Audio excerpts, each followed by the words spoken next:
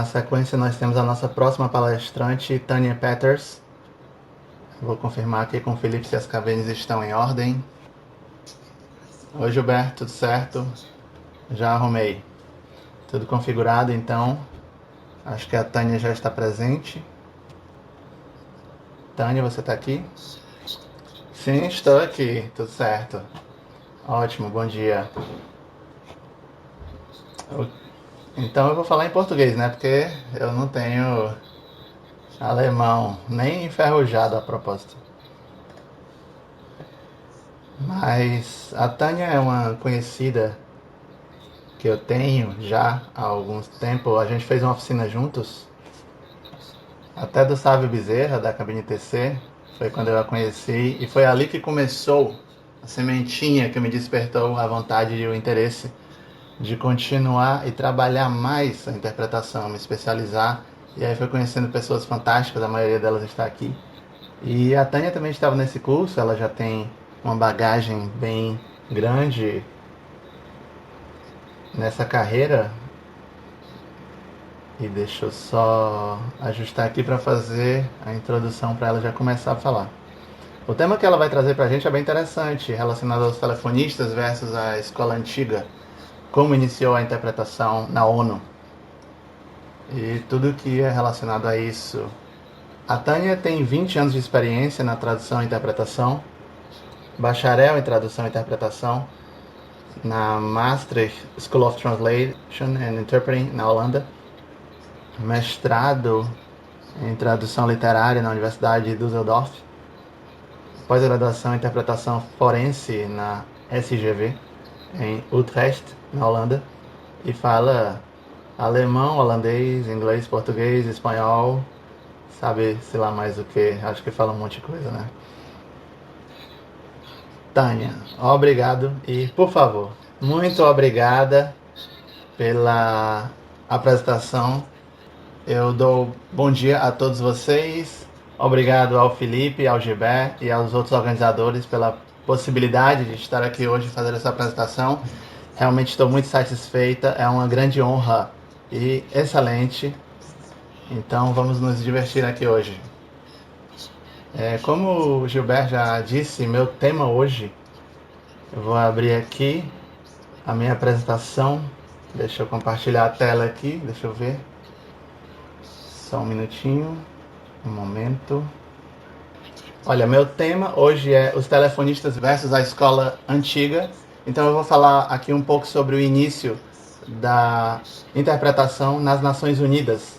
É um tema muito interessante para todos que querem trabalhar com isso e talvez até trabalhar nas Nações Unidas. Você tem que ter realmente salas bem grandes lá, onde acontecem os eventos. Eu não sei nem quantas cabines tem lá disponíveis para muita gente, microfones e todos os equipamentos necessários. Hoje a gente não consegue nem imaginar o cenário que é lá agora, nas Nações Unidas, porque naquela época era muito diferente. Eu quero trazer para vocês algo mais próximo aqui.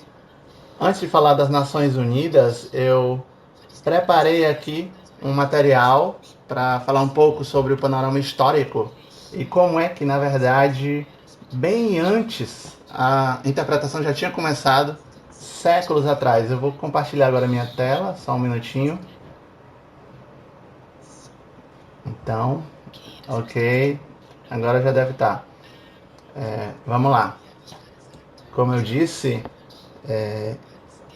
eu gostaria, antes de tudo, não estou vendo aqui o slide ainda, agora está ótimo, um breve panorâmico histórico sobre como é que funcionava a interpretação antigamente. Bem, a gente pode dizer que a interpretação, se não for a profissão mais antiga, talvez seja a segunda mais antiga. A gente já tem evidências históricas mais antigas de interpretação desde o Egito. Se a gente olhar aqui essa primeira foto à direita, deixa eu ver aqui, vocês estão vendo essa primeira foto aqui no lado direito acima, não é? A gente pode ver que é muito interessante porque a gente vê que é no Egito, tem duas pessoas aqui é um intérprete, podem ver. E a gente também vê uma pessoa que quase está espelhada de um lado para o outro. Então, ela fala com a pessoa que está do lado esquerdo, eu não posso reconhecer aqui quem é, e depois ela se vira e fala com as outras pessoas que estão do lado direito da foto. O hieroglifo aqui do Egito está mostrando mais ou menos uma pessoa que está indo de um lado para o outro, né? Quer dizer, era uma profissão muito importante no Egito, e quando a gente olha para os gregos, eles se sentiam superiores aos outros povos. E queriam que os outros povos, na verdade, aprendessem grego. Por isso é que eles sempre precisavam de intérpretes na Grécia para contatos internacionais, certo? E também com as guerras e com todos os eventos que aconteciam naquela época. E na Roma antiga, isso já era um pouco diferente. Os romanos educados, ele já falava grego fluentemente desde criança, mas não era digno falar em outra língua que não fosse o latim. E era até proibido pelo Senado. As crianças aprendiam até com as suas babás, outras línguas, né, que eram diferentes do grego. Na política, né, eles tinham que falar outra língua. Quer dizer, eles falavam gregos, claro, e no Senado era proibido falar outra língua que não fosse o latim. Então, os intérpretes trabalhavam em tempo integral na administração romana. Na antiguidade cristã, os intérpretes eram usados nas sinagogas, para as missas, para as cerimônias religiosas e também para traduzir textos do hebraico para o aramaico. E um pouco mais tarde, na Idade Média, os intérpretes tinham um lugar permanente na corte real e eles gozavam de uma reputação relativamente alta naquela sociedade.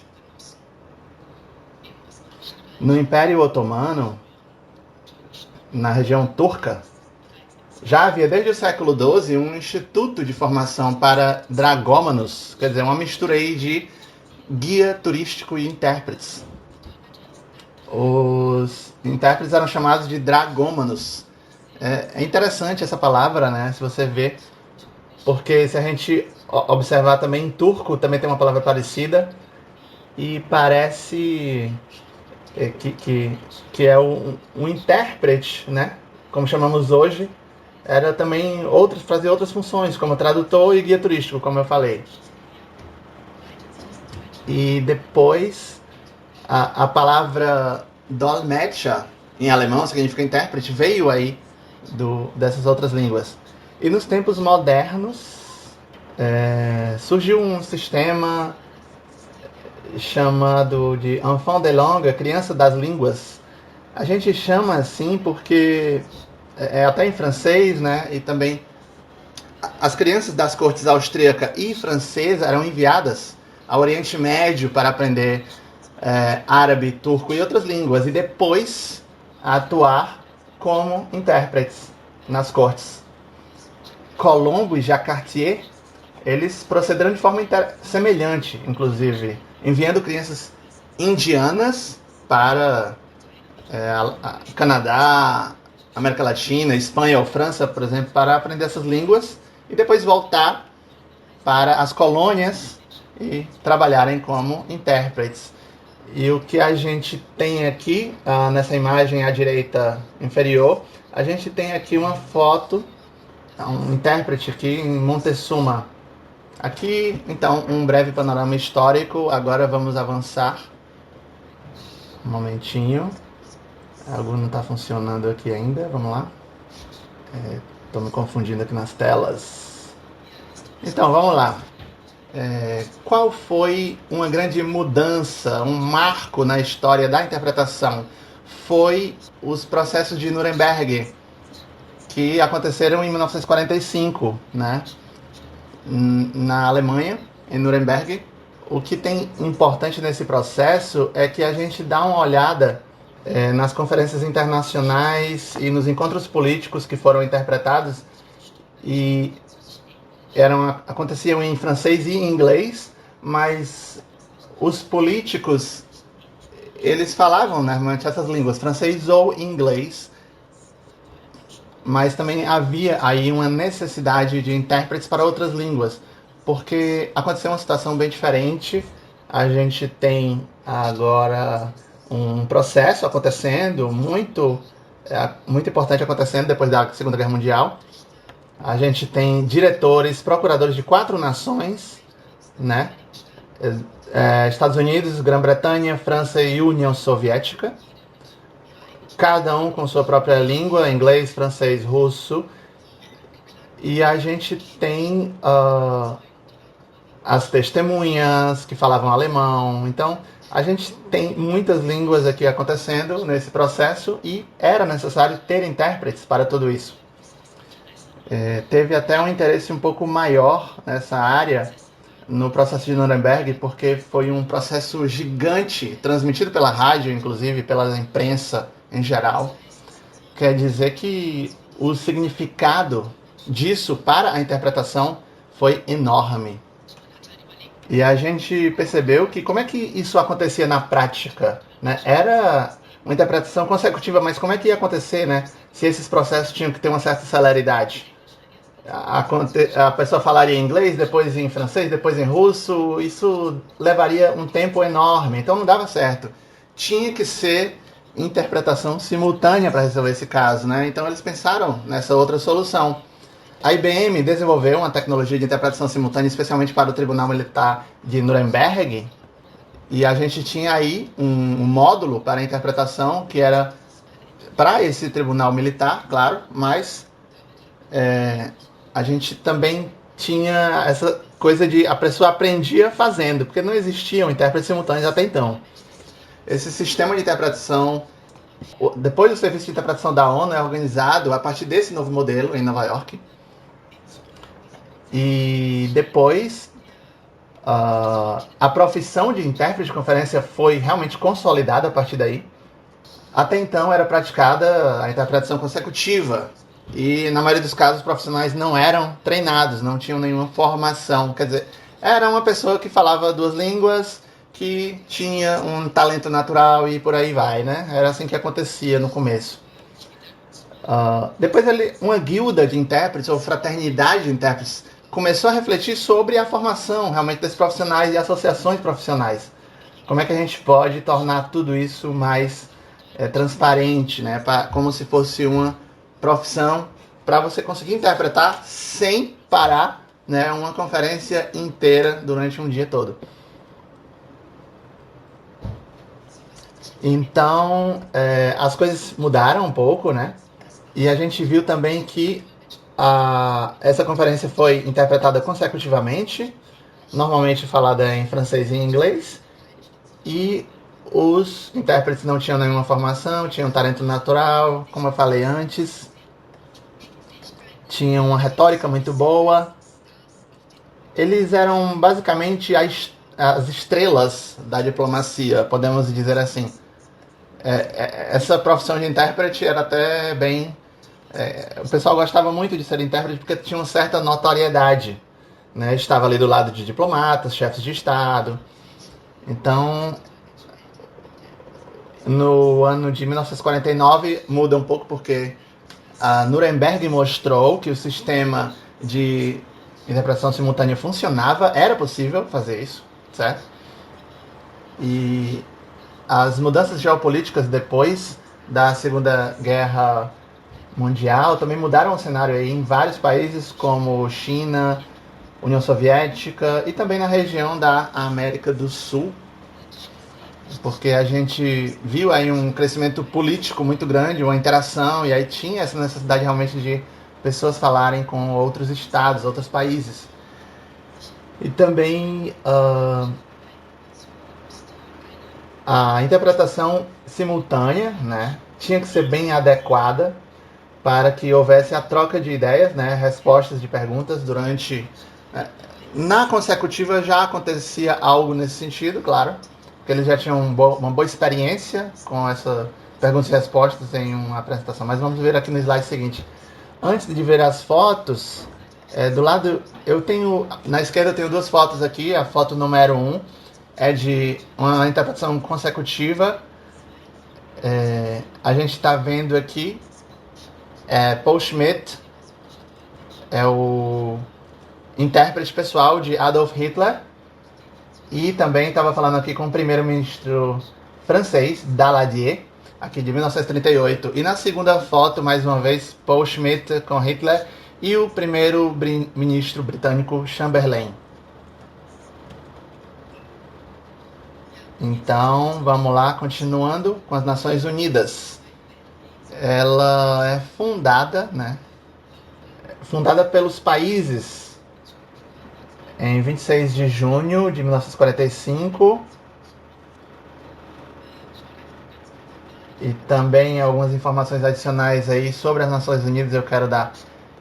Ela aconteceu em 45 com a assinatura da Carta por 51 nações. A sede das Nações Unidas é Nova York, a gente pode até dizer que tem até sedes adicionais em Genebra, Nairobi e Viena. Então tem outras sedes aí também espalhadas atualmente. A gente tem hoje em dia 193 membros. E o objetivo é assegurar a paz mundial, cumprimento do direito internacional, proteção dos direitos humanos e promoção da cooperação internacional. As Nações Unidas têm 6 órgãos principais. A Assembleia Geral da ONU, a gente também tem o Secretariado da ONU, a gente tem o Tribunal Internacional de Justiça, tem o Conselho de Segurança Econômico, Social e ainda o antigo Conselho de Administração Fiduciária, que não existe mais hoje em dia, que cuidava aí das antigas colônias, né, que parou de existir depois de um tempo.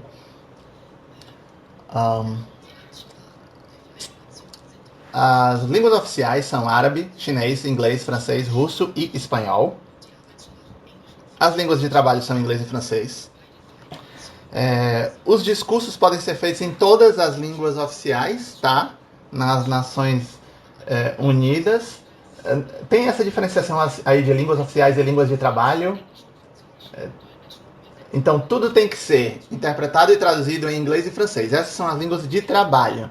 Agora, quando, por exemplo, quando alguém fala russo ou árabe, tem que ser interpretado em inglês e francês, mas não precisa ser para as outras línguas, por exemplo, para espanhol e para chinês.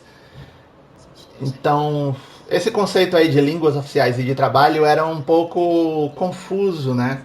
Porque ele não era bem delimitado, digamos assim. Agora, na fundação das Nações Unidas, em 1945, com a conferência em São Francisco, a gente vê, na verdade, que essa questão das línguas com a interpretação não era feita, né? Essa pergunta. É um fato até curioso, porque nessa conferência em São Francisco, o ministro das Relações Exteriores americano e outros se encontraram sem planejarem interpretação. E depois eles fizeram uma grande pausa.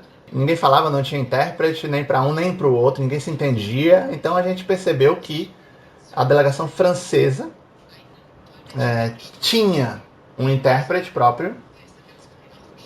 E ele estava lá de pé. E ele fez uma interpretação maravilhosa. E a partir daí recebeu muitos aplausos. E as pessoas presentes estavam muito impressionadas. E continuou aí, por aí que o organizador dessa conferência, ele até foi falar com o intérprete francês para ver como é que funcionava esse negócio. Essa experiência mostrou que era uma questão muito importante ter intérpretes nas Nações Unidas. E a partir daí a gente decidiu fazer um comitê das línguas. E esse comitê depois decidiu que o sistema simultâneo teria que ser testado. E terminando Nuremberg, surgiram várias situações onde houveram eventos que precisavam ser interpretados para várias línguas, né? Em diversas e diversas línguas. Já acontecia aí também a interpretação consecutiva, claro, há muito tempo, mas eles viram cada vez mais a necessidade da interpretação simultânea. Esse sistema já estava em uso, mas precisava ser testado. O pessoal começava a acreditar que ele realmente funcionasse, né? Como é que a gente vai usar esse sistema que foi usado em Nuremberg e agora em outros lugares? Porque o processo de Nuremberg aconteceu entre 45 e 49. Nos primeiros anos, de 45 a 46, foi o processo principal. E depois foi os processos colaterais que aconteceram até o ano de 49. Quer dizer, os processos que ainda tinham que ser feitos por juízes, advogados de vários países diferentes. Então, realmente, a delegação era enorme, chegou na decisão de que seria interessante usar esse sistema, mas para o uso das Nações Unidas não bastava, porque o sistema ele era usado nos Estados Unidos, ainda estava em teste. Aí as Nações Unidas finalmente decidiram implementar um sistema de interpretação simultânea que tinha 20 intérpretes para 5 línguas e 400 representantes ou delegados. Esse sistema de interpretação ele foi construído, o mesmo que tinha sido usado em Nuremberg. Então ele tinha uma técnica muito boa, e aí as pessoas começaram a se tornar fãs da interpretação simultânea. Mas agora era usado pelas Nações Unidas, então tinha aí um apoio por trás, né? Isso mostrou que num tempo foi usado um sistema até híbrido, né? Conforme a necessidade de cada evento. Eles usavam ou consecutiva ou simultânea, conforme o caso. Então não era obrigatoriamente usar apenas um dos sistemas, tá? Então os intérpretes consecutivos e simultâneos começaram a se conhecer, pessoas diferentes, né? E nesse momento teve até uma certa briga em qual seria o sistema usado em cada evento. Então eu avancei um pouco aqui, deixa eu voltar. Não era isso que eu queria fazer. Ai, desculpa, parei de compartilhar minha tela. Vou compartilhar novamente aqui minha tela. Deixa eu ver onde é que a gente tá funcionando, né? Não, não é esse slide que eu quero. Aconteceu um probleminha técnico aqui. Não tô conseguindo chegar no slide. Vocês estão vendo? Então, a questão das línguas. Voltamos aqui ao slide correto, vamos lá. Ok. Então, ótimo. O que eu disse é que começou a acontecer uma guerra entre os intérpretes consecutivos e simultâneos, porque chegou numa fase em que os intérpretes simultâneos e consecutivos eram requisitados para os trabalhos. Os simultâneos estavam ainda numa fase de teste, e esse teste foi demorado, demorou muito tempo para o pessoal acreditar que funcionava mesmo. E os consecutivos diziam que não ia funcionar. Mas em novembro de 47 foi decidido que nas reuniões gerais, pelo menos, das Nações Unidas, eles usariam o sistema simultâneo, certo? O Conselho de Segurança decidiu que para interpretação seriam usados os idiomas francês e inglês, também até de forma consecutiva, até para fazer uma comparação e um controle das duas técnicas, né? Então eles usaram as duas para essas línguas aí nos encontros. Mas qual foi o problema para os intérpretes consecutivos? É que a gente não sabia se quando acontecia uma conferência que tinha a simultânea e a consecutiva ao mesmo tempo, os simultâneos faziam e depois esperavam os consecutivos fazerem, porque aí eles iam fazer uma verificação, né? E os consecutivos começaram a discutir sobre esse assunto e teve aí uma grande confusão, né? Eles não se sentiram muito bem com essas comparações que estavam sendo feitas entre uns profissionais e outros, e porque tinha até alguns que se sentiam como estavam no banco de reserva, digamos assim. A gente pode ver aqui, a propósito, nas fotos, da cabine simultânea de Nuremberg. Então vamos continuar com a interpretação. A gente era os intérpretes, né? As Nações Unidas foram fundadas, teve esse problema, como é que a gente vai contratar tantos intérpretes agora, porque agora tinha essa necessidade, né? A gente tinha uma tarefa aí nova, quer dizer, cabines de interpretação teriam que ser construídas, todo um sistema, toda uma nova forma de trabalhar e até encontrar quem seriam esses profissionais, porque na época não existiam tantos. Então, começaram a ser contratados intérpretes pelas Nações Unidas, de fato. No México, também no Japão, estavam procurando gente. E contactavam universidades, ministérios das relações exteriores de alguns países para ver se tinha candidatos, né, para essas vagas. E eles viram que os melhores candidatos, na verdade, eram as pessoas que tinham crescido falando várias línguas já, né, desde criança.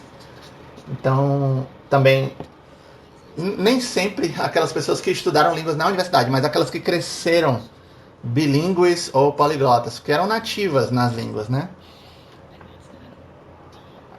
A gente, então, olha aqui o grupo de intérpretes das Nações Unidas desde o início. Quer dizer, a primeira geração dos intérpretes da ONU, a gente vê 3 grupos. Primeiro, tem os intérpretes consecutivos, que já trabalhavam há anos, com muita experiência em conferências internacionais, e também eles já conheciam todo esse mundo internacional, né? A gente tem também os intérpretes simultâneos de Nuremberg, que eram pessoas completamente novas e estavam precisando conhecer essa profissão. E finalmente a gente tem também tinha as dificuldades das combinações linguísticas que eram necessárias nas reuniões. Depois, para a gente ver como é que esse processo de Nuremberg depois da guerra. E o terceiro grupo são pessoas totalmente novas que eram recrutadas, não tinham experiência, não tinham formação. Então, a gente fazia um teste de aptidão, um teste de contrato, né, para contratar a pessoa, se a pessoa conhecia a língua e também se a pessoa conseguia segurar uma cabine. Aí esses candidatos eram colocados nas cabines, tentavam fazer uma interpretação, assim, do nada, né?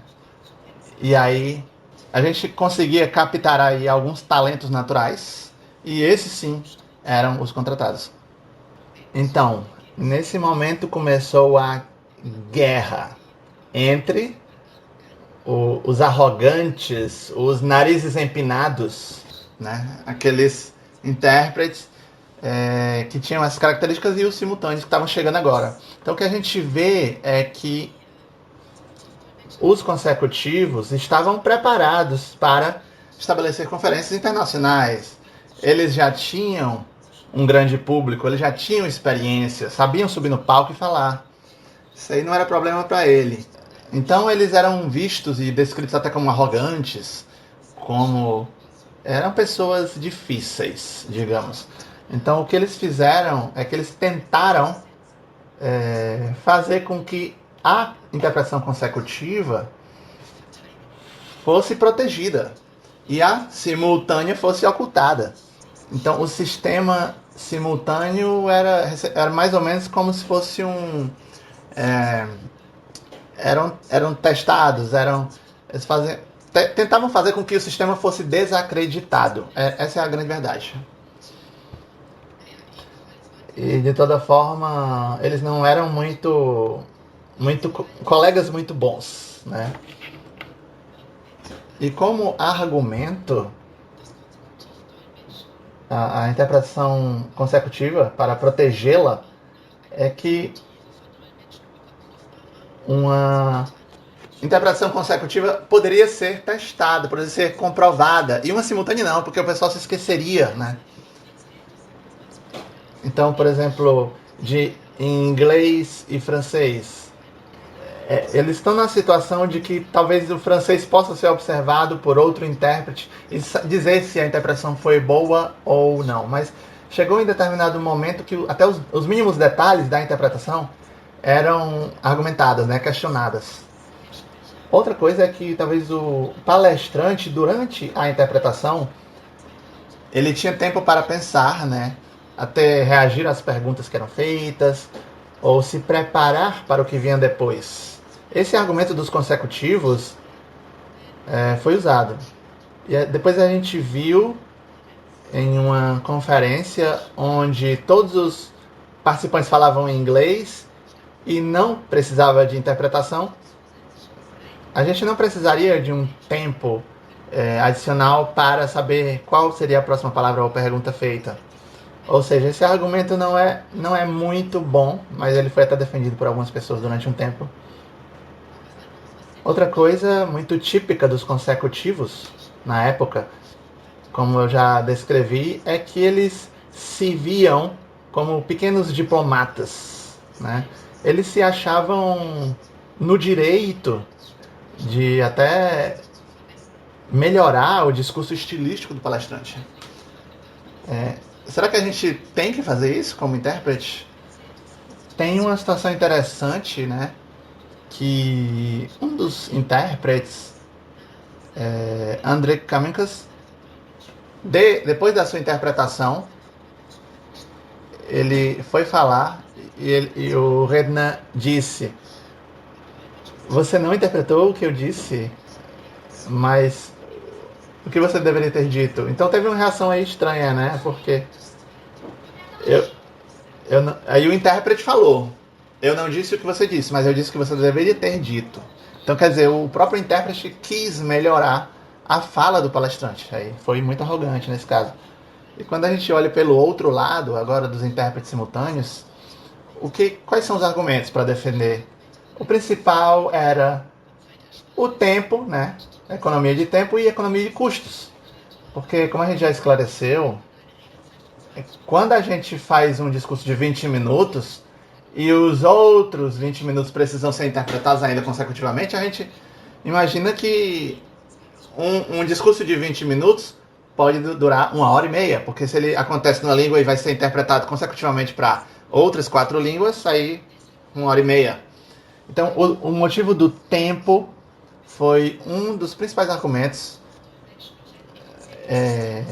para substituir a consecutiva pela simultânea como um sistema mais eficiente. E outra parte é que tinha um pouco de medo do novo, um pouco do medo de perder o seu prestígio, perder o seu trabalho. Esse era o medo dos consecutivos na época. Eles eram tudo menos legais com os colegas simultâneos, né? Os consecutivos chamavam simultâneos de papagaios, de telefonistas, chamavam de apelidos, né? Alguém até chamou que a profissão dos intérpretes simultâneos era um ofício dos macacos. Os consecutivos chamavam os simultâneos até de macacos. Então, a gente via que tinha grandes públicos que poderiam participar de uma conferência com interpretação simultânea, que tinha a cabine lá atrás. O intérprete ficava escondido na cabine, claro. Então, os intérpretes simultâneos, eles eram vistos até como invisíveis, né? Então, tinha até uma perda do prestígio profissional, de certa forma. O que eu acho interessante é que Pierre Lambert disse, que foi um intérprete da ONU, que foi contratado lá no ano de 47, ele disse que essa terrível batalha entre os intérpretes consecutivos e simultâneos, e ele comentou que teve uma batalha terrível, cheia de ódio, entre dois serviços de interpretação, consecutivo e simultâneo.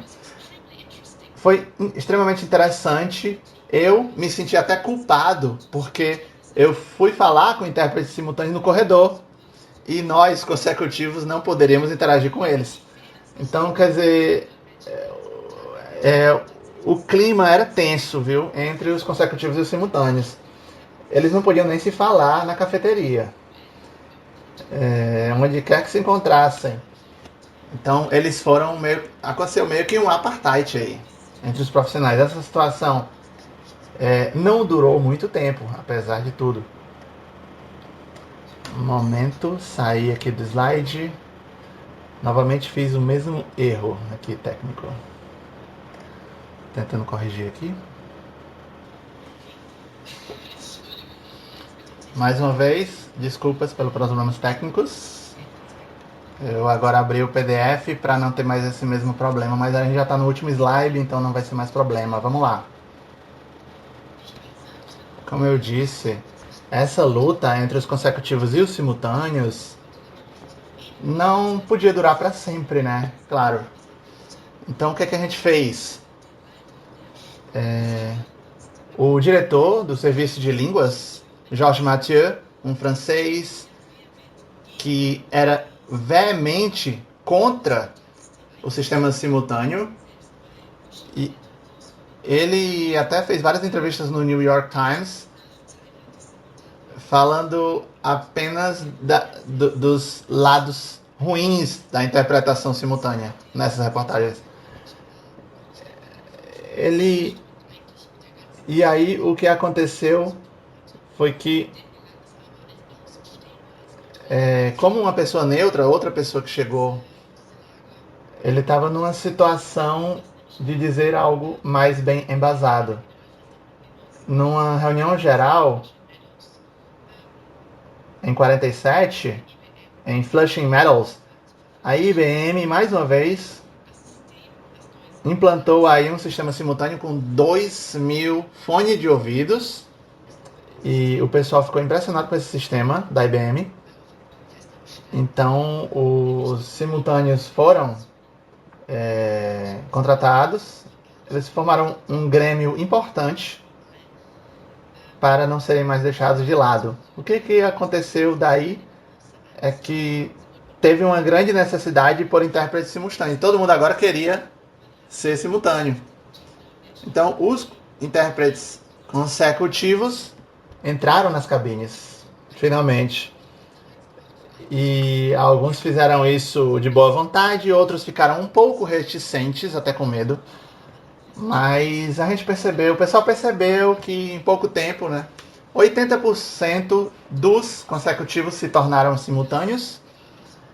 E não foi problema, o pessoal não perdeu empregos, eles começaram a trabalhar de outra forma, né?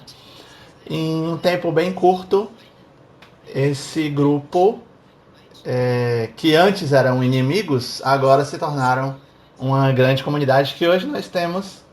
E a gente não está trabalhando uns contra os outros, chamando um de consecutivo, outro de simultâneo, mas vamos chamar todo mundo de intérprete. É isso, tá?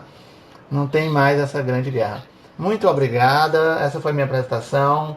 Eu espero que vocês tenham achado bem interessante, como eu achei. E se vocês tiverem perguntas, é um prazer respondê-las. Muito obrigada. Então, o que a gente percebe, no começo, alguns mudaram rapidamente para essa nova profissão, mas outros ficaram veementemente contra, e alguns mais ou menos estavam no meio do caminho. Quer dizer, é tudo ou nada. Alguns tinham que realmente conhecer a nova tecnologia e se acostumar com ela. Como eu disse, 80% dos consecutivos se tornaram simultâneos depois. Então, o que eu descobri sobre isso foi que para todos os que trabalhavam com francês, né, os representantes, não apenas os intérpretes da ONU, eles ficaram até contra. Ele pensava que tudo poderia ser feito em inglês e francês. Eles tinham essa posição, né, de prestígio da língua francesa, queriam que fosse usada a todo custo. Mas aí novas línguas começaram a chegar, né? E depois de um tempo não era interpretado apenas em francês e inglês, mas também em outras línguas. Então, eles ficaram contra durante um tempo. Isso é o que eu sei com certeza, né? O Conselho de Segurança demorou até um pouco mais para sair da norma do inglês e francês. E eu acho que também foi uma questão política, né? Porque a língua é uma forma de poder. E a gente percebe que sempre foi. Francês e inglês eram importantes. Quem fala inglês, quem fala francês tem vantagens. E aí depois isso foi desbancado. Então, a delegação francesa no começo não era uma boa ideia, não achava uma boa ideia, mas depois aceitaram. Muitíssimo obrigada, foi maravilhoso. Até mais.